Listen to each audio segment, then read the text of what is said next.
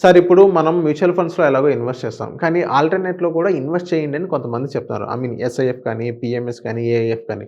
So, ఇందులో ఎందుకు invest చేయాలని అంటారు? ఇది చాలా మంచి క్వెషన్ అండి. ఇప్పుడు కూడా చాలా మంది కన్‌ఫ్యూజన్‌గా ఉంది. అసలు ఎందుకు మ్యూచువల్ ఫండ్స్ ఆల్రెడీ ఉండగా కొత్తగా సెబీ ఎందుకు పట్టుకొచ్చింది ఈ ఎస్ఐఎఫ్ అనే ప్రొడక్ట్‌ని?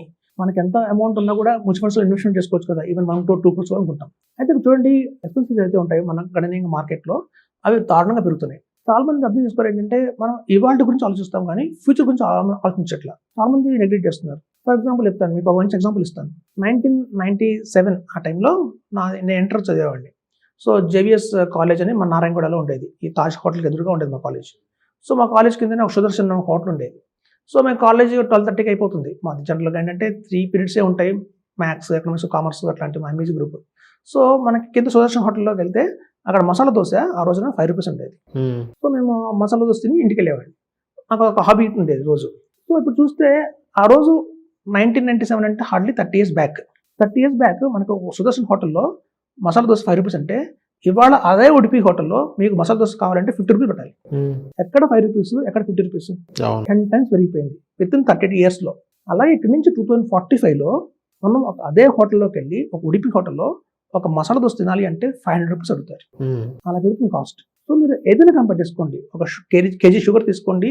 30 ఇయర్స్‌లో ఎంత పెరిగిందో. ఆ రోజు కిలో ₹5 ఉండేది షుగర్. ఇవాళ ₹50 అయింది. అవును. సో, ఇట్లా మనకి ఎప్పుడైతే అబ్నార్మల్‌గా రేట్లు పెరుగుతున్నాయో బై 2045లో ఒక మామూలుగా ఒక సాలరీ చిన్న జాబ్ చేసుకునే మనిషికి కూడా సాలరీ మినిమమ్ 60,000 కావాలి. 60,000 వస్తుంది అది. ఎందుకు అలా పెరుగుతుంది అంటే రూపాయి విలువ పడిపోతుంది కాబట్టి. డిప్రిషియేషన్ ఆఫ్ రూపీ అనేది అదే. సో, ఒక మినిమమ్ బేసిక్ సాలరీ పర్సన్‌కి 60,000 అంటే కొంచెం పై స్థాయికి 1,00,000 అనేది కామన్. 1,00,000 సాలరీ అంటే కామన్ అయిపోతుంది ఆ రోజున. సో, మనం అనుకుంటాం ఎస్ఐపి వేయండి, 1 crore తెచ్చుకోండి అంటాం. సో, మీకు 20 ఇయర్స్ తర్వాత 1 crore మనకి వాల్యూ ఉండదు. ఇప్పుడు చూడండి సాధారణంగా ఒక వ్యాగనర్ కార్ కొంటారు. వ్యాగనర్ కార్ అంటే ఇవాళ 5,00,000కి వ్యాగనర్ కార్ వచ్చింది. సో, మీరు వాళ్ళ వ్యాగనర్ కార్ కొనుక్కున్నారు 5,00,000కి బానే ఉంది. కానీ ఒక 20 ఇయర్స్ తర్వాత మీతో పాటు వ్యాగనర్ కార్ ఉంటుందా అంటే ఉండదు. దాని లైఫ్ హార్డ్లీ 10 ఇయర్సే ఉంటుంది. అవును. ఆ రోజు మళ్ళీ మీరు ఒక వ్యాగనర్ కొనాలి అంటే దాని కాస్ట్ 25,00,000 కావాలి. ఒక 25,00,000 పెడితే మనకు కార్ రాదు. అలవాటు పడిపోయాం. అది లేకపోతే మనం అనలేమన్న స్థితికి వచ్చాం.